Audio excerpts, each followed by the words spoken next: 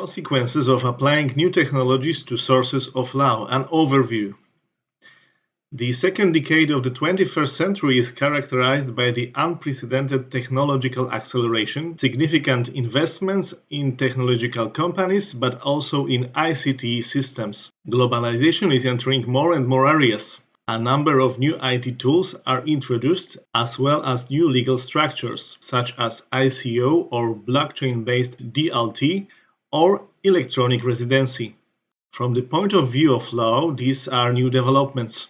Cryptocurrencies are no longer a fad or economic bubble, and the technology they are based on, in particular blockchain and DLT, are used in business transactions more and more often, including in traditional and banking transactions. Digital economy and its impact on domestic law.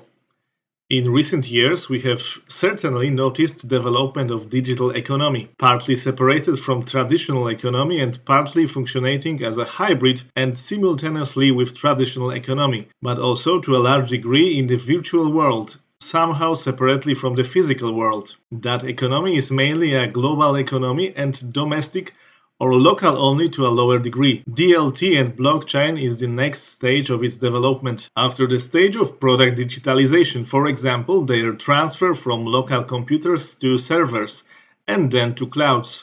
The global character of digital economy, as well as online availability of a number of digital services or content that do not require physical contact or to hand over a physical product, leads to a shift in contractual regulations towards global regulations, with minimalization of domestic ones.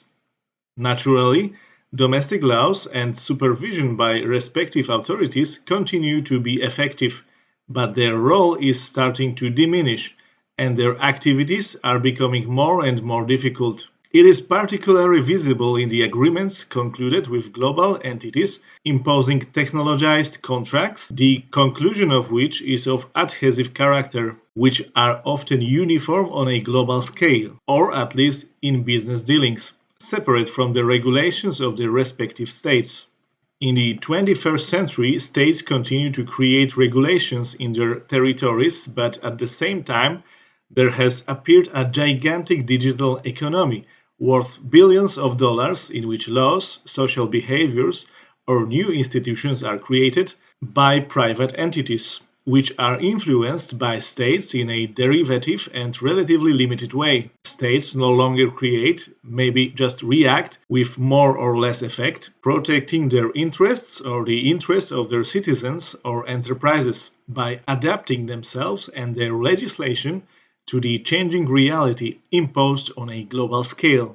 Growing tokenization and use of blockchain technology and DLT are changing the paradigms in many fields and force a new, different look on the previous principles of functioning of the law. Some succumb to the illusion that software replaces states and smart contracts, laws.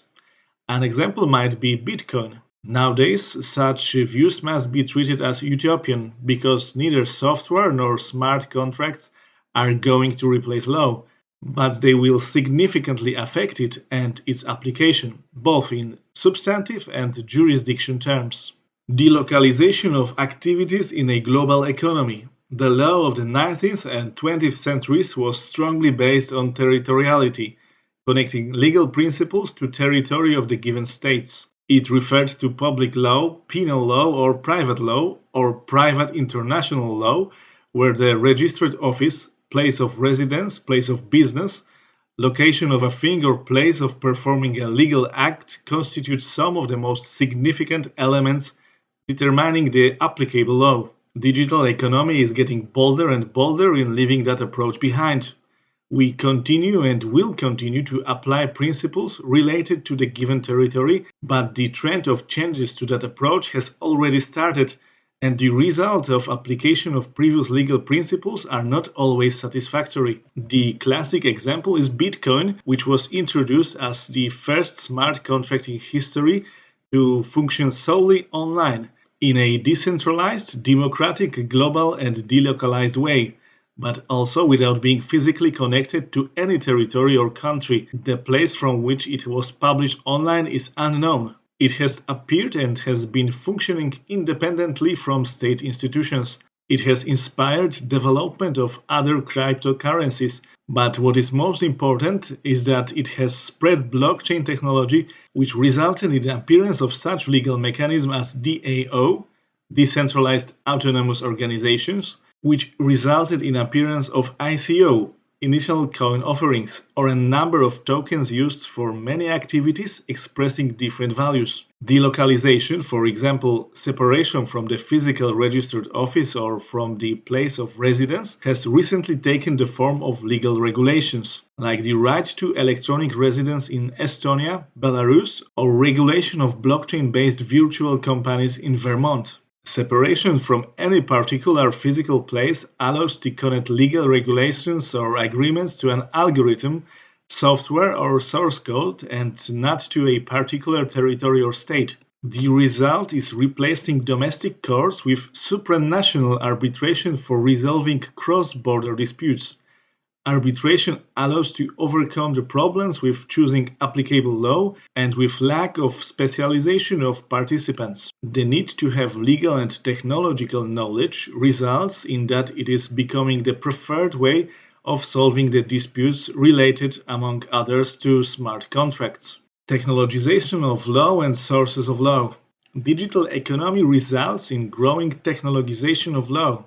That trend is serious enough that some universities offer specialties or even whole legal tech studies combining IT and legal knowledge. Many behaviors in cyberspace appear on the basis of customs which usually transform into soft law, as well as such technological standards as ISO. Technology and technical norms are more and more often supplementing, but also affecting and regulating the law. For example, EIDAS, GDPR, PSD2, etc., and becoming its necessary elements. However, the most serious challenge is legal engineering consisting in direct connection between provisions of the law or contents of contracts to programming code so as to allow its enforcement. That stage consists in using smart contract tools for concluding or performing contracts. Such contracts are implemented more and more boldly, and connection of legal regulations to IT modules being programming codes, implementation of provisions of the law to programming codes. The quality of the law in legal engineering is going to depend on the quality of programming code, the contents of the regulations embedded in it, but also on cybernetic security mechanisms. That software, like any software functioning in cyberspace, is exposed to hacking attacks and attempts at changing the code, as well as other systems risks. It may be assumed that with its development on account of the values and liabilities embedded in such codes, hacking attacks are not going to be rare. Codes applied in legal engineering should be subject to superior control and verification, both with regard to software, algorithms, recording method, archiving, but also to the contents related to them. European Union regulations are familiar with the issue of connecting programming code to law.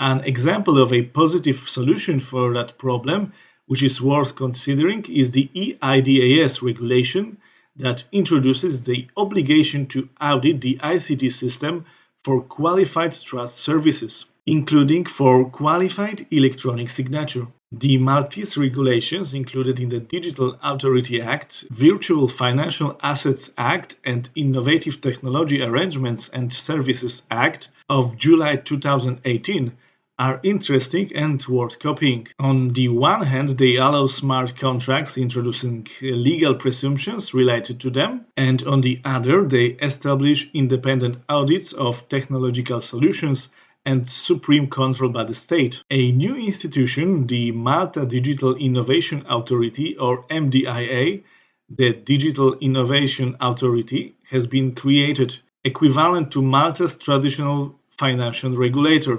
The MDIA's task is to control, among other things, the source code of the smart contract on the basis of which a decision on granting or refusing to grant licenses will be issued, as well as the audit of the source code of the DAO, which would like to operate legally in Malta.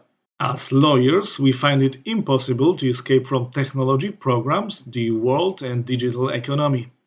New technologies constitute a huge challenge for lawyers, but what is also important is the change in perceiving law and its territorial application. If we add the issue of artificial intelligence and application thereof, we will see the range of problems we have to start coping with from now on.